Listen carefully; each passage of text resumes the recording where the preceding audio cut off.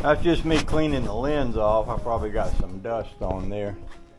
I put some of this, what do they call this stuff? They got a name for it. It's kind of like Bondo or kind of like fiberglass, but it's made for this. And today I get to sand it off, and that's always fun to see what it looks like when you come back to take it off. And there's a lot of places where I'm curious about what it looks like. I got a lot of these little hairline cracks, and they say that you can grind these out. They also say that you can put something like that glove it over them, seal them up, and I think that might be a good idea. But there's a place over in this corner where I've got some really big ones, and I basically took a handful of this putty stuff the other day and worked it over this, and you can see where those hairline cracks really stand out. So I'm gonna go in here this morning and just sand all this. These are places like down in these things here were cracked. It's pretty hard to get stuff down in there, so basically I took some plastic gloves and mixed up a wad of it and smeared it down in here.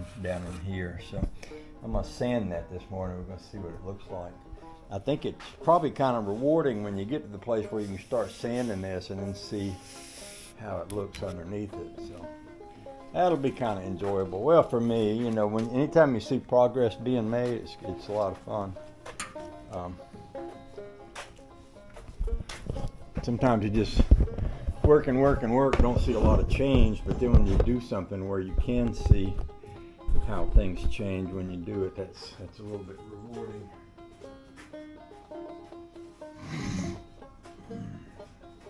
I might need a mask for some of this here. I think that breathing is a good idea.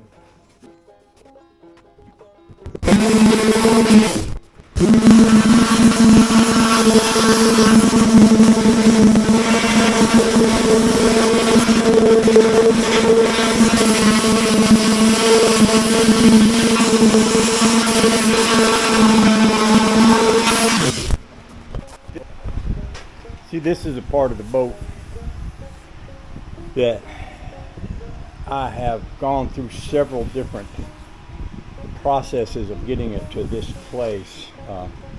It originally was bashed in here, and I've built this out gradually, and I keep filling when we have little holes. There's a lot of these hairline cracks, and I was curious to know how this filler would work on them. And I'm not overly impressed, but I think that the glove it, and there's places where I've used the glove it in here, and you can kind of see it down under that. I think that stuff does a pretty good job. So I may wind up coating a lot of the parts of this boat with that stuff.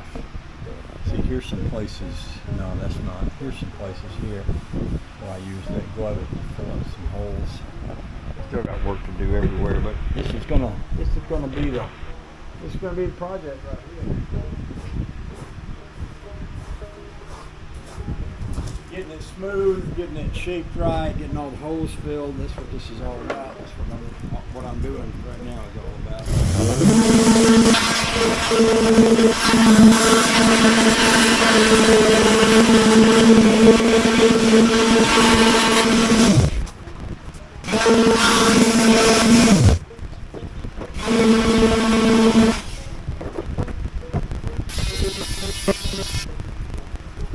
I'm going to take a little break from that. Well, actually, I've about got it sanded where I'd filled it.